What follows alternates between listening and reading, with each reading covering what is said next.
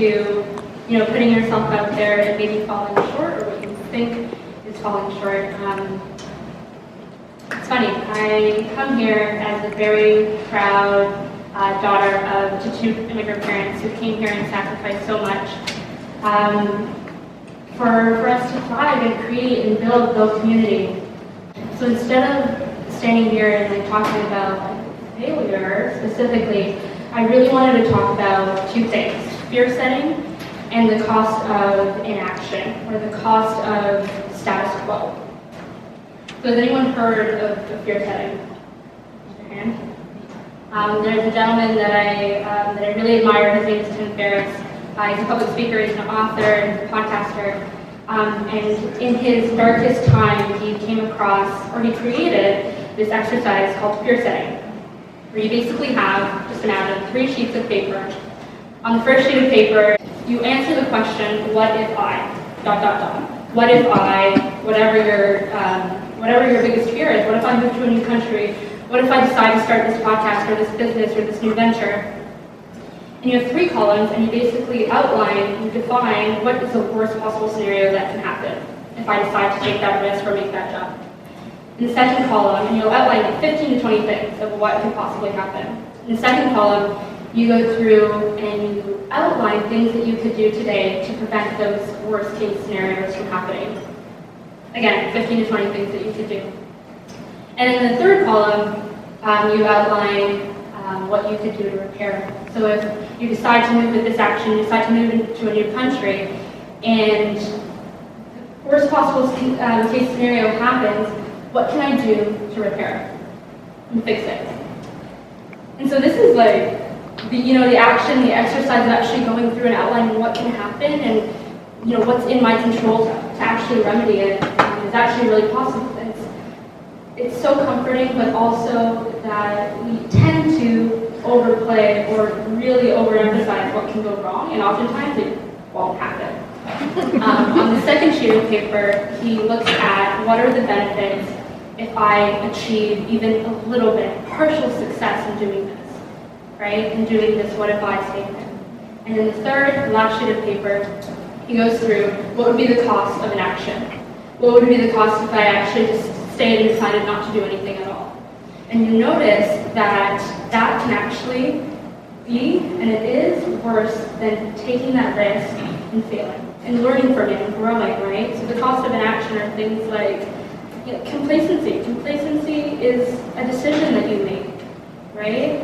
And for me, procrastinating is the worst thing ever. Procrastinating on starting a podcast or starting a community build, because it actually prevents you from growing. But I wanted to share a story. 2 weeks ago, I went to Atlanta, and me and my co-founder, we went to an event, and we outlined with 7 people that we really, really wanted to meet, that we could learn from.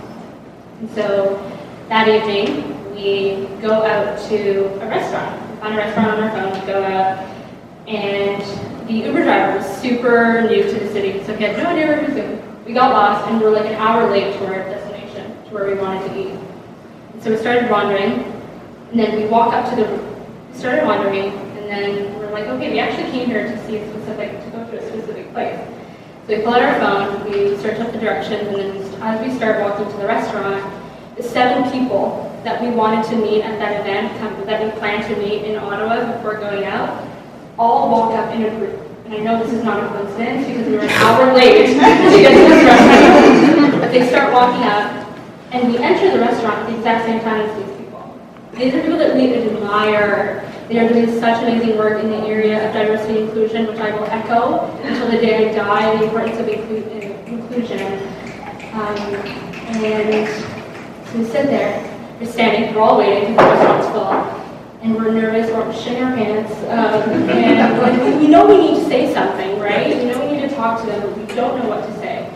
So we get seated, they're still waiting, they get seated upstairs, and we sit there and we're shaking, both of us are shaking, and we say, it wasn't a coincidence that we're in a city, in a new city, in a different country, we're sitting in the exact same restaurants with the group of people that we wanted to meet.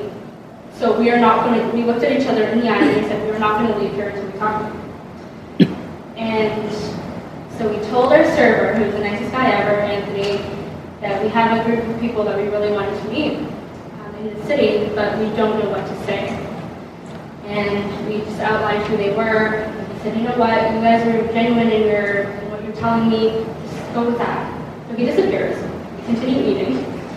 And 10 minutes later, he comes back and he says, ladies, come with me. And at that point, we were like, what did you do, Anthony? What did you do? So we go upstairs, and he's like, these are the two ladies that wanted to meet you tonight. And so we stand up in front of them, we tell them about the work that we're doing and why we admire the work that they're doing.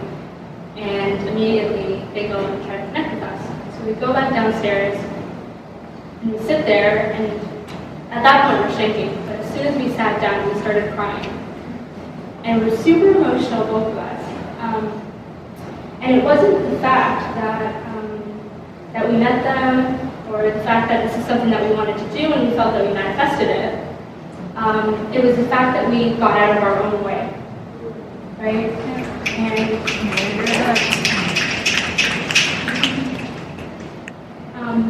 the thing that brings me probably the most, or makes me really emotional, is when people don't realize the potential.